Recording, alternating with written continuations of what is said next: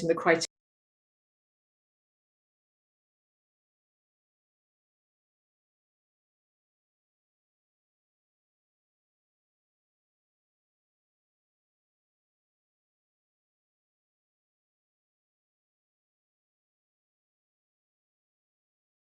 air purifiers aren't getting them until later this month. This is all far too late and far too restrictive.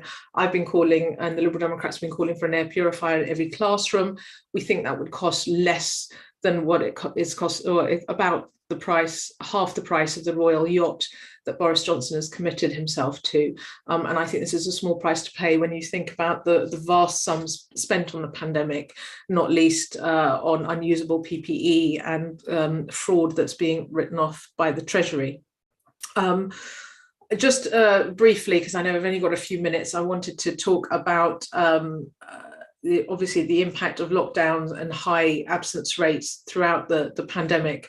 And in terms of the COVID recovery for our children and young people, clearly we've seen from all the data, and I've particularly been following the Education Policy Institute research on this, around how the disadvantage gap has clearly widened for those who are the most who are the poorest in terms of their academic progress, and it's fueled the mental health crisis amongst our children and young people, which was appalling before the pandemic. It's got even worse, and I would say when I go out and about to my local schools, it's the number one issue that head teachers are raising with me, and I'm really very concerned, and spoke about this in the House of Commons last week during Children's Mental Health Week.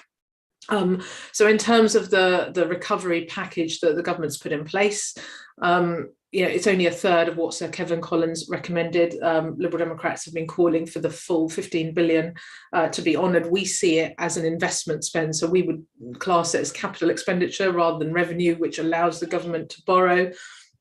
And we would see that our view is that about 10 billion of that catch-up fund should be put directly into the hands of schools to spend as they see fit on their pupils. They know their pupils best, and 5 billion of that actually into the hands of parents and carers in the form of catch-up vouchers, which could be used for tuition, it could be used for extracurricular activity, whether that's swimming or art or something else, or indeed for counselling if that's needed in terms of well-being and mental health. And just briefly on the mental health point, I've been calling for some time for a counsellor in every school, for community hubs, one-stop shops for young people, and for actually a much more joined up approach across both the health service and our education system in terms of mental health support for our children and young people. I just wanted to finish by saying a massive thank you to our teachers, school staff, to school governors, and to local councillors who've been supporting schools in their patch. You've all done a phenomenal job. I'm sorry that you haven't been recognised in the way that I think you should be by government and many in the media. But thank you for taking care of our children. I'm the mother of 2 young children, and I see the impact even in a relatively privileged and affluent position that my constituents and I myself find myself in. I see the impact in terms of well-being on children day to day, and I'm so grateful to all of you for everything you do, and very happy to take questions later on. Thank you very much, Munira. And absolutely, there will be some opportunity for question and answers at the end. So please pop those in the Q&A. Louise, I can see you're back. So we will, before we go to Stephen, we'll come back to you, Louise. So thanks, Louise. Thank you very much, Daniel, and apologies for the technical difficulties there. Thank you for having me back. So I was going to move on to sort of talk about rates of infections in school-age children, which have been like ridiculously high. And for some educators, we know some people are more at risk from contracting or catching COVID, yet we're going in daily to poorly ventilated, overcrowded rooms, and in primary school, particularly with unvaccinated children. And I can tell you that's scary. It's really, really scary. But as educators, we're doing that every single day with a smile on our face, because we can't let the children see that fear or know that fear. We've gone above and beyond all the way through this crisis, but it has had an impact on us as a workforce. We've done it because we care But honestly, turning up to work every day, personally fearful, but still delivering that care and that comfort and the best education that we possibly can, I can tell you is absolutely exhausting. I know many of my colleagues, many people that I know that work in education have made massive sacrifices through this crisis, whether they've been more at risk of COVID or not. You know, they've made sacrifices such as not visiting relatives that they know are more at risk, because we know that working in education, you're more likely to have COVID. The Office of National Statistics data proves that. I've seen people, you know, I cannot count the amount of colleagues that I've had that have got that positive LFT test just on the last day of term. So that's it, there's their break done, there's the time that they would be spending with their families gone. I know colleagues that have had to miss funerals and such because of contracting COVID through their work. And in some cases, you know, we've watched it go through classes, through whole schools, through colleges and through the communities that they serve. And in some cases, that's been with absolutely catastrophic impacts. Staff are absolutely exhausted and absolutely demoralised by what we've been through this crisis. And I know loads that are seriously considering leaving the workforce. And while we've dealt with all of that, we've still got all of the other pressures of education there. You know, we've still got Ofsted looming over us with all the extra work that brings and the pressure that brings. And school budgets, you know, we've just mentioned that briefly, but school budgets were absolutely on their knees before COVID. And then we've got all those extra costs to have to deal with. I know colleagues that have been recently told, avoid using the photocopier or you may be made redundant. Now, for staff that have gone above and beyond and put themselves at risk all the way through this crisis, to then be told, well, actually, your job's not really secure, that's just yet another kick in the teeth, really. And not only is your job not secure, you know, my pay is worth less and less year on year as the cost of living increases and our pay stood still. And we all know that that is going to get much worse very soon. I'm a teacher. I'm on the top of my pay scale. I work 4 days a week because I dropped a day to try and get some work-life balance. I've got 3 teenagers that still live at home. And I can tell you, I am seriously struggling to make ends meet at the moment. I'm already making serious choices about heating and eating. I haven't had a holiday for years. I don't have a big house or a fancy car. I'm genuinely counting the pennies at the end of every month, and I'm dreading something like the car breaking or the boiler going, because I honestly don't know how I'm going to afford that. I've seen my pay lose 17% in real terms over the last 10 years, and I've found it increasingly difficult to provide what I need to for my own children, whilst I'm working so hard to provide that good quality education for other children under such intense pressure. That is tough. This government have ignored education for far too long, which is why it's essential that we've got your support now. And I'm really, really grateful for that. I'm grateful to everybody on this call now. I want to say thank you to everybody that signed the letter that's already gone out to ask for more measures to stop the spread of Omicron through our schools. But we need to continue to put pressure onto government to ensure that schools and colleges are properly supported to come out of this pandemic. So we as the Councillors Network have drafted a model motion, and I would hope that a lot of councillors would take that to make the case for this in your area. And for all the governors on the call as well, it's really important that you start to open some conversations around workload, around stress and around pay in your school. I know, like from my experience of being on the governing body at the school that I work with, how influential you can be as governors. And we've produced some documents that will help keep you informed about how to approach some of these issues with the staff body in your schools. But listen to them. Try and listen to them, hear them and understand their concerns. So yeah, thank you to everybody for joining us this evening, and thank you for everyone for listening, and I look forward to hearing the rest of the panel and taking any questions, and thank you for letting me finish, Daniel. No problem, and thank you very much, Louise. And of course, you're entirely correct. The cost of living crisis is going to have a dramatic impact on education. You know, schools deprived of funding over the past decade coming out of COVID-19 will be hit by gas bills, electricity bills, and of course, as you rightly pointed, in terms of educators' pay, it's also going to have a drastic impact on the levels of child poverty, which are already at grotesque levels. The 4.3 million statistic that we often talk about is a 2019 figure. So I dread to think what the reality is now. Our next speaker is Stephen Morgan. Stephen is the recently appointed Shadow Schools Minister. He's been an MP for Portsmouth South since 2017 and has also been the Chair of Governors at Arundel Court Junior School in his constituency. So welcome, Stephen. Thank you, Daniel and Louise, for inviting me to speak to you all this evening. It's great to be with you, albeit online, this evening. As Labour's new Shadow Schools Minister, a former councillor and a school governor myself, as Daniel's just said, I'm really pleased to see that people are making use of this fantastic network.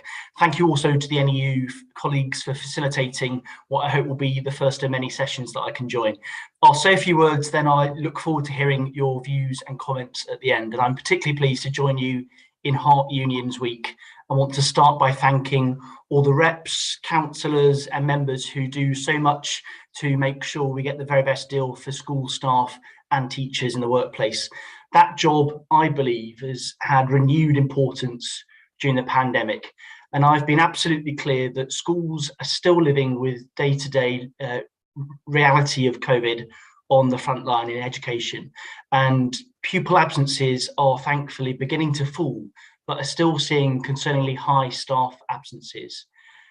Pupil absences are also starting to fall, which I think is really good news. And almost a quarter of schools have more than 15% of teachers and school leaders off. Yet on vaccination, on ventilation and testing, ministers continue to fall short on basic measures that leave public health and education vulnerable to further disruption. On vaccination, we know that 45% of 12 to 15-year-olds still haven't had their first jab, and rates are falling. Labour set out its plan to live well with COVID that prioritises the education system, and that means using the half-term period to boost vaccination rates, engaging directly with parents and giving councils power to bring in anti-vax education exclusion zones outside of schools to prevent the spread of harmful disinformation. On ventilation, it means getting a proper plan in place involving a full assessment of what's needed in schools, informed by the Bradford trial, which won't report until October this year, to ensure that children are not sitting in coats in their classrooms. SAGE first warned of its importance 2 years ago, yet ministers are only just making belated, inadequate announcements on air purifiers. On testing, it means maintaining a continued supply of lateral flow tests so every pupil can test regularly during term and contacts of cases can continue to be tested daily. We cannot wait until there is another crisis to protect the education system, and that's why Labour is calling on the government to act now. But we also need to act now to tackle the generational educational recovery challenge that we face. As it stands, ministers are complacent and inadequate plans risk widening existing inequalities, compounding the damage to education caused by a decade of Tory cuts, and stunting the life chances of a generation of children. Children missed more than 10 million school days in the last term alone, yet ministers' catch-up package represents just £1 for each day children were out of school. And their flagship national tutoring programme is failing pupils and it's failing taxpayers. And that's why Labour is ambitious for our children and their schools. Our education recovery plan that would support our children to play, learn and thrive together once again. Our costed and ambitious plans would deliver school activities and breakfast clubs, quality mental health support in every school, small group tutoring for all those that need it, and would make real investment in our teachers. Not only do schools need resources to recover lost learning, they need staff. But recruitment targets have been hit just once in the last decade, and 25% of teachers are leaving with 3 years of qualification. Burnout and low morale has been a concerningly common theme amongst teachers I've spoken to in the last 3 months, and that cannot continue.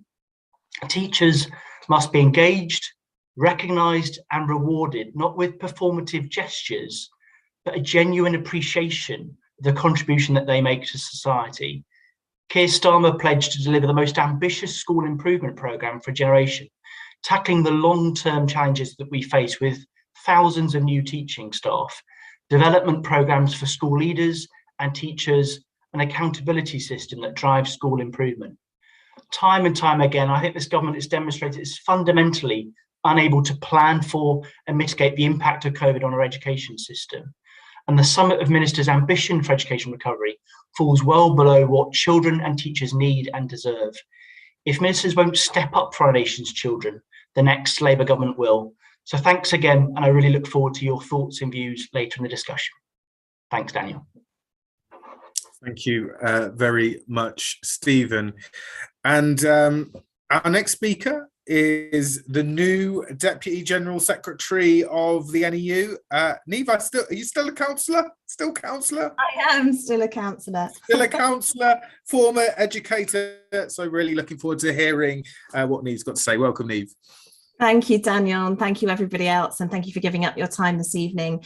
That we've already heard, there's no denying that COVID has caused significant disruption to children's education. We're now into the third academic year of disruption, and this will have a lasting effect. The government has got bored with COVID and thinks that it's over. I don't know if you've seen the announcement made today that they are going to stop free testing kits for people. You know, again, another announcement made that has an impact on our school and college leaders in the holidays. Made an announcement made to the press, not through consultation with those people whose workload it will have impact on. You know, mental health, relationships and social interactions of our children have been greatly affected by COVID. It's not just their educational attainment. Young people have experienced isolation, loneliness and grief. Their families have suffered financial hardship and redundancy. They've experienced family breakup. They've moved house. They've witnessed an increase in domestic violence, and they've missed out on what is often the one consistent thing in their life, day-to-day access and relationships with their teacher, their TA, their dinner lady, their school community. If you think about year 13s, they're the double COVID year. They didn't sit their GCSEs and they had the worst online provision when they were year 11s. They were let go, many of them, and didn't have education from March until they started their sixth form education in September. That means that the last public exam the majority of those students took was their SATs in year 6. For year 11s, their last normal school year was year 8. For year 10 students, their last normal year was year 7. And children in year 2 started school remotely. Young people and adults have found the transition back to face-to-face learning a challenge as well. There are increased behaviour issues in schools. It's harder to make and keep friends, and just the noise of the busy school environment has made it much more difficult for many people to deal with. Our members are reporting increases of exam anxiety, not just the practical, exam anxiety of sitting the exam, but the practical experience of not knowing what you can bring into an exam hall, where to sit, can you go to the toilet, schools, where do I put my bag? And schools and colleges are also seeing more students applying for exam concessions, putting pressure on centres to find individual rooms, invigilators. And we know that this disadvantages students more in larger schools and colleges, and particularly those in lower socioeconomic groups and those with special educational need and disability. Now, we've heard that school absences aren't quite as bad as they were, but they still aren't where we need them to be. The latest figures show that despite a drop in COVID cases, absences are, still 1 in 25 pupils or staff were absent with COVID-related reasons as a national average at the beginning of the month. And other illnesses and absences and pure exhaustion of staff is also now beginning to kick in. If a young person's attendance in school is between 85 and 90%, that means they have missed between 5 and 6 weeks in a classroom. And my ex-colleagues are telling me that they're in a class of 30, the average attendance of their students is between 75 and 80%. That means students have missed, out of an A-level class, they've missed a half term of education. And that will have a significant period of absence for a child to overcome has a significant impact on the workload of our profession. For teachers and support staff, the practicalities of trying to catch up pupils when they've had, a rolling period of 10 days off. You might have 5 children in your class off for a period of 10 days. They've not all missed the same thing. You need to move on to a new topic. How do you do that? Teachers are talking about having to put resources onto online platforms, simultaneously teaching live and streaming lessons, replying to emails from concerned parents, dealing with crying parents during remote parents' evenings. There's additional disruption to timetables for mock assessments, which generates marking. There's a constant churn of planning and changing your planning. There is a real danger that staff are going to be asked to do SATs and revision booster sessions for GCSEs and other exam groups during their holidays. And the impact of the lack of support from government directly on the workload of college teachers has just exploded. You know, we talk about the changes to guidance. They were often on Friday evenings in the holidays, breaking at 2 o'clock in the morning. This has exasperated the workload pressures that we already knew our staff were under. They need to be Ofsted ready, waiting for the call. And pre-pandemic, teachers and school leaders were working more unpaid overtime than any other profession. And the knock-on effects of workload has seen numbers of teachers leaving the profession in their hundreds. Thousands. For members ringing our advice line, they're regularly asking about notice periods and wanting to leave at Easter. We are heading for a real crisis in school and college leadership as people take early retirement or look to change profession. And we also know that initial teacher training applications this year are down, and that's after 8 years of the government missing its own target for recruitment for initial education. There are further problems due to high numbers of short absences, lack of supply staff. You cannot find a supply teacher in Cambridgeshire for love or money at the moment. And rightly, schools are prioritising some classes over others with supply teachers. They're prioritising their exam groups. But this means that other year groups are less likely to have a subject specialist or indeed a qualified teacher in front of them, which points to the longer lasting educational impact.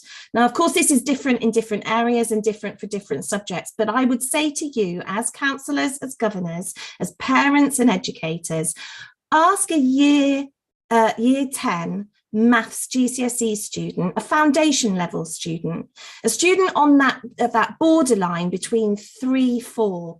Ask them how many maths teachers they have had in their secondary school career, and I guarantee you it will be in double figures. Now, that is no way to help a young person prepare for normal exams with grade boundaries that are going to be back to almost pre-pandemic levels. So what are we asking you to do? So it is vitally important that we organise as councillors, as governors, as educators, and as NEU members about what we can do to have a strong educational recovery from the pandemic. The recovery has got to address some of the longer term structural issues that we see in education, including accountability, workload and pay, as well as the shorter term issues that are being discussed more widely here this evening. The practical steps that you can take, Louise has already talked about. We have a model motion for councillors to submit, and I know as a councillor that is often quite tricky to do. You might have limits on the number of motions that you can take. It would be great if those motions could be cross-party. It would be greatly appreciated if you could debate and pass those motions before the school teachers review body published their report to the Department of Education sometime in May.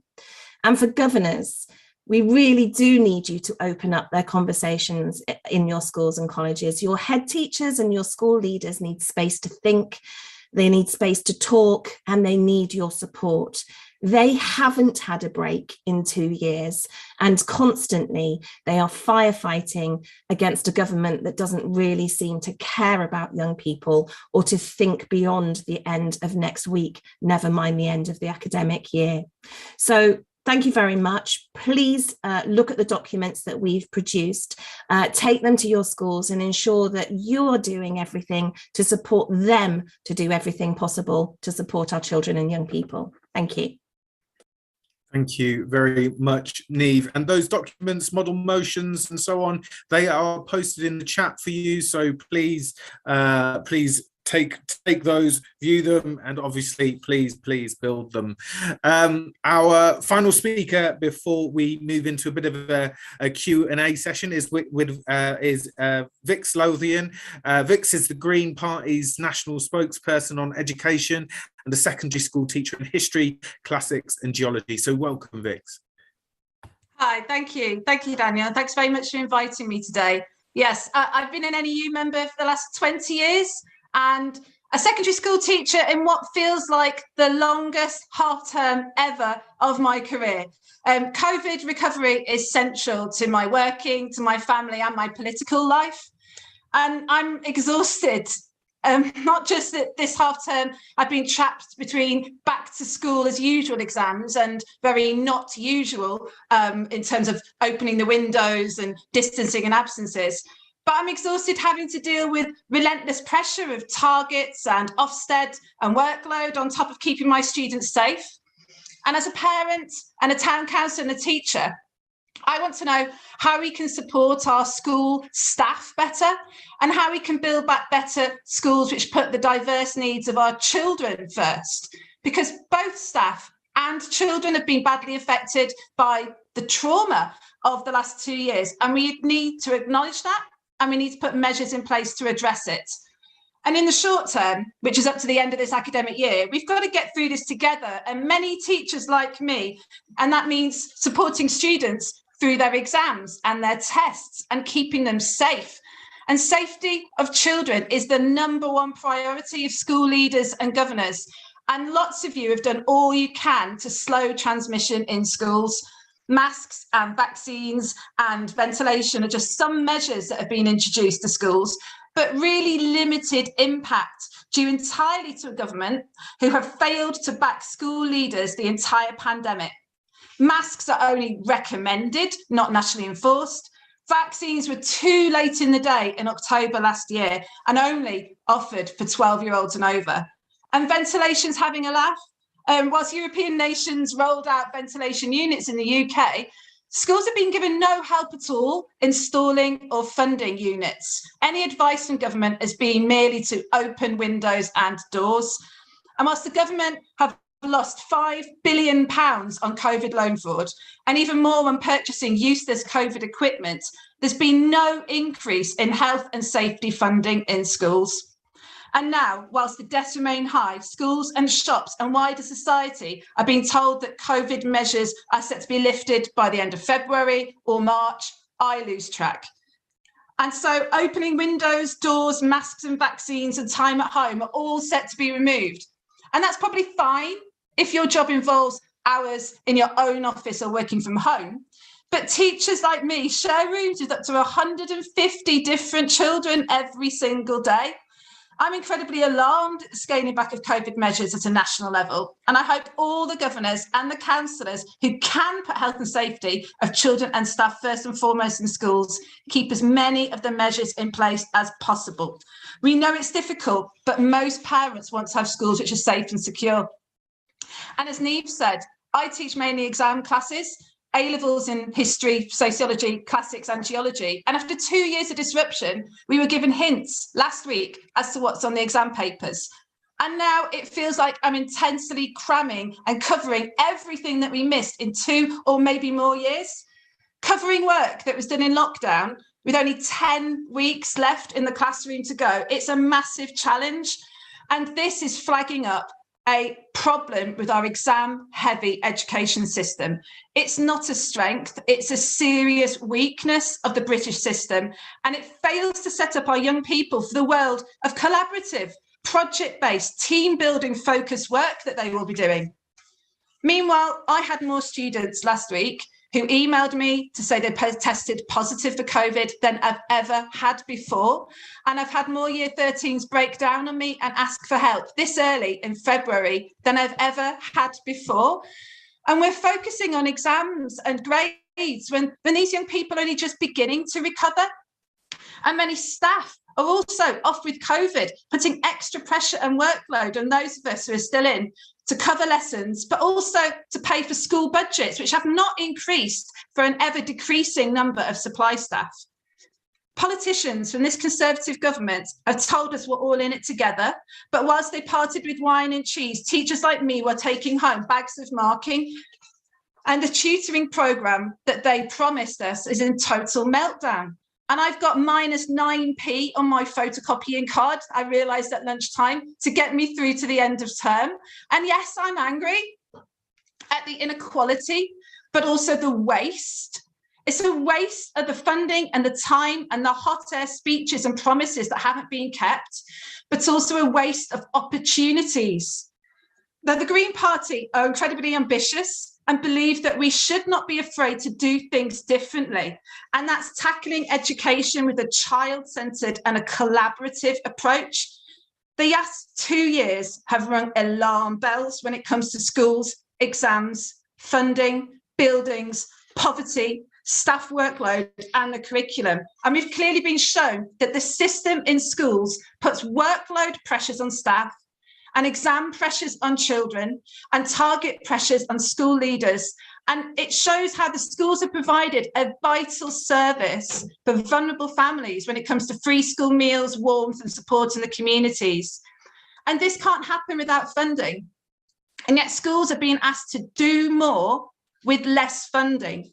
The government levelling up announcements the other week identified my local authority in the Isle of Wight as a cold spot that faces challenges in terms of exam results. But the solution is higher attendance targets, higher SATs targets, and forced academisation.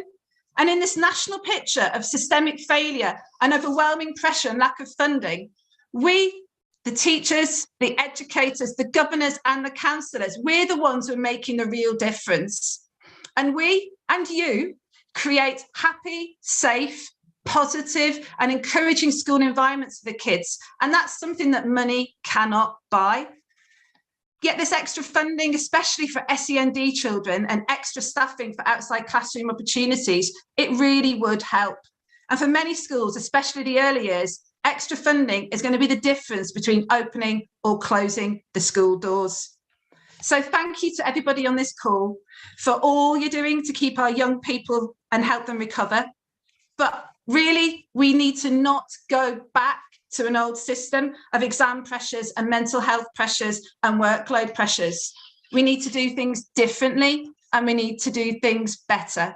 Thank you. Thank you very much, Vix, and I really agree with a lot that you said there about not returning to the old normal.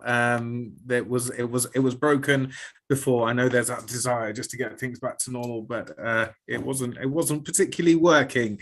So we've got time for some questions, and then we shall close around 6:30. So I've got a question here from Matthew Hulbert. So this is open to the panel. In regards to mental health and well-being, would you agree that youth workers have a big role to play?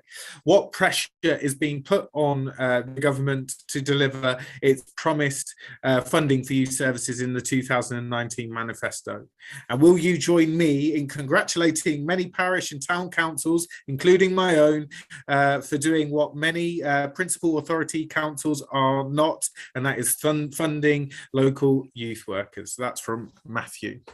Any of our panel like to answer that in regards to youth services and the government's promise in the 2019 manifesto? So we've got Munira and then Louise.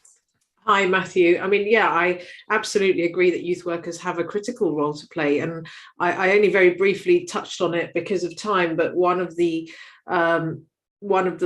solutions or one of the interventions I've been pushing government for in response to the mental health crisis our young people face is these community hubs, these one-stop shops.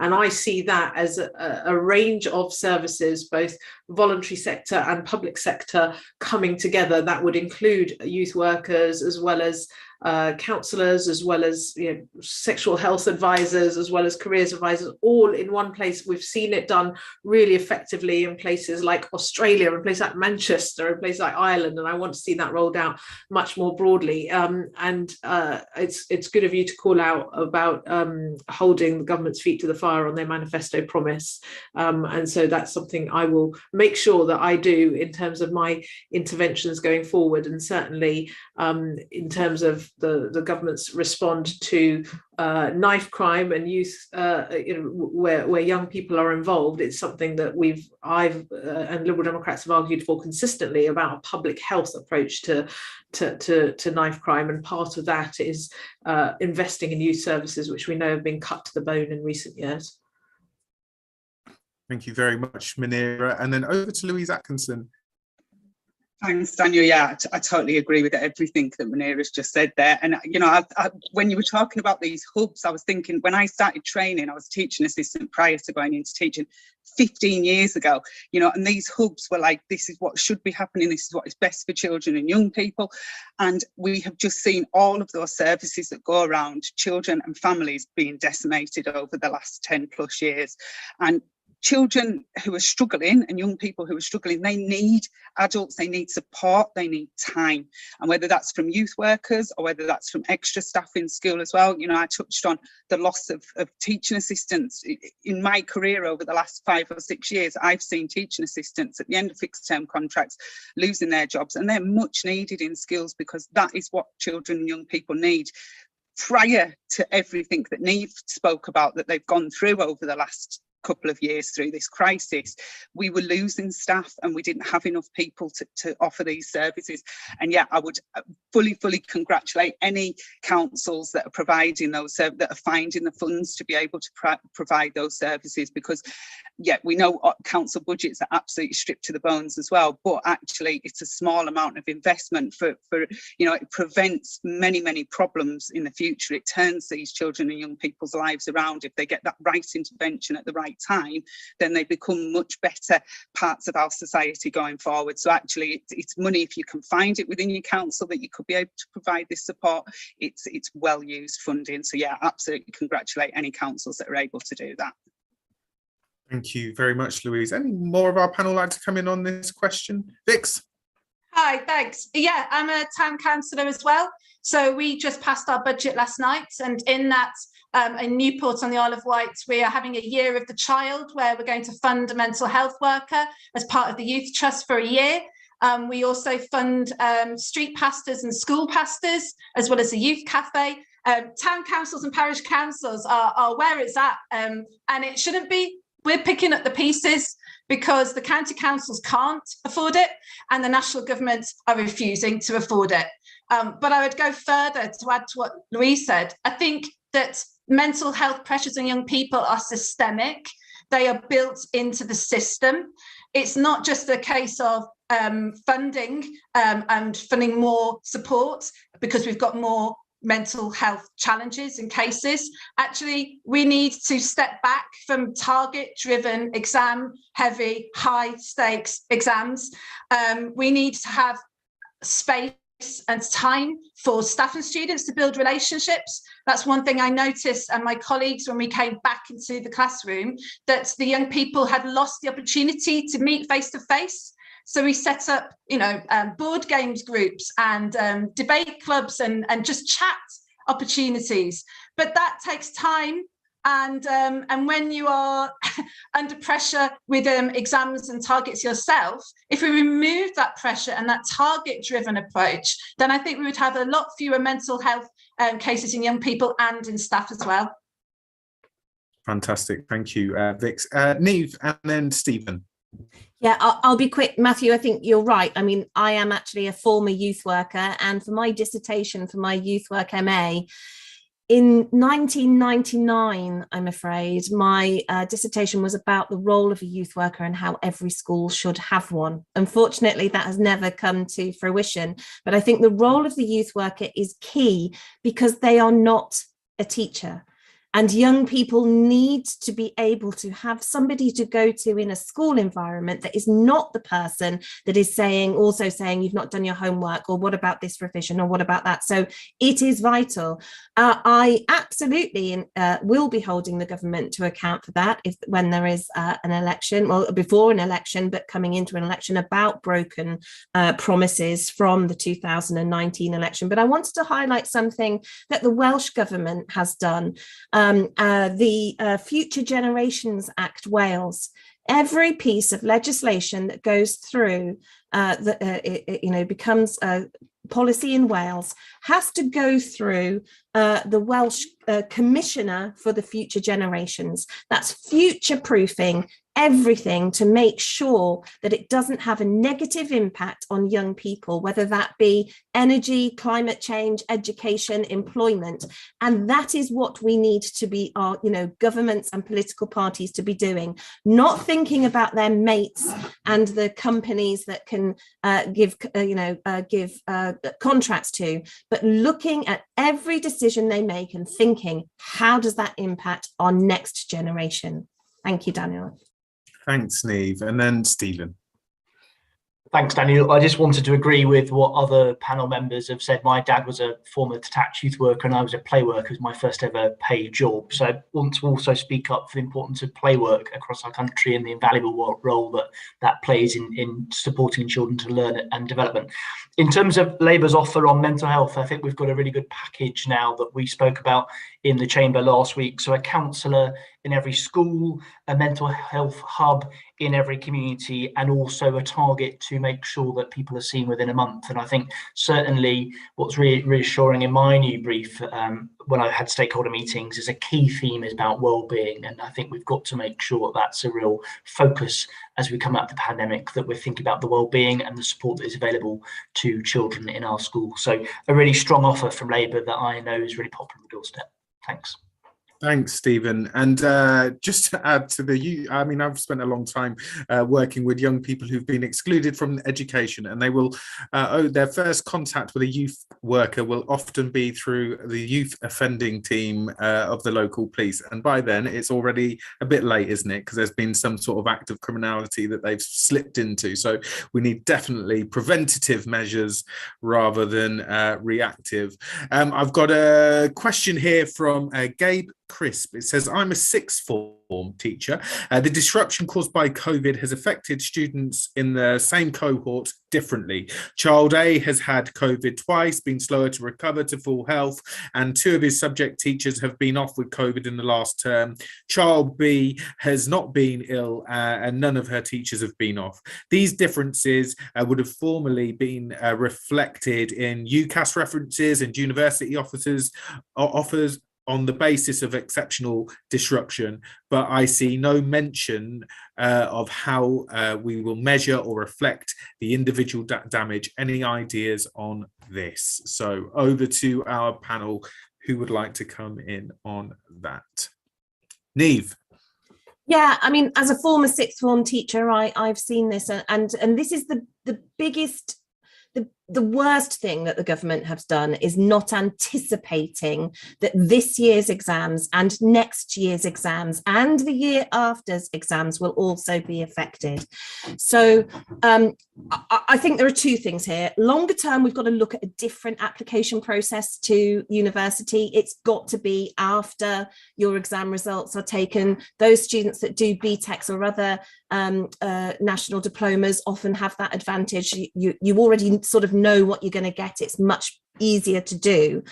But the students here, not knowing that they are going into an exam to be tested on something that they haven't learnt, is absolutely disgraceful. And we know from the attendance data that is more likely to affect students in disadvantaged areas, those that are less likely to have had parents who have gone to university, so less likely to be able to pick up the phone and call the university and get them in. So, we know that there is going to be a disaster on the horizon for many students when their results come out in August. And the National Education Union and councillors networks and school governors are going to have to speak up for those young people.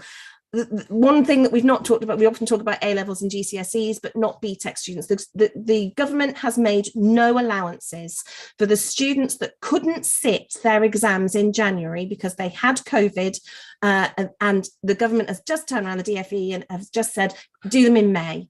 That isn't good enough for a cohort of young people that are going to be our next social workers, our next teachers, our next nurses and midwives. So I don't have a solution for it, apart from the fact that when it comes to the exam results, I would, as a sixth form teacher, I did put in their references to say that they had had a really difficult experience of lockdown learning and remote learning, and I made sure that that was in there. And I would be ringing admissions officers and saying, this is my student, they deserve a place. Thank you, Niamh. Any other panelists like to come in on this question?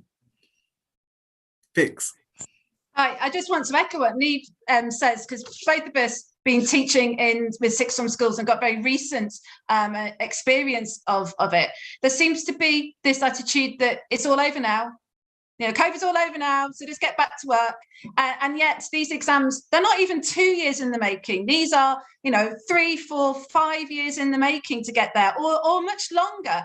And we're going to see this this domino effect of what's happened to young people at the age of 10, 12, 14, 16 going on through. So I think we can't just go back to normal this year, which is what affected what we are doing, with the complete disparity was correctly identified in that question. But we are going to have a concertina effect going down the line. And the plan was that we were going to have extra funding and tutoring, and none of this has happened. I've not seen anything.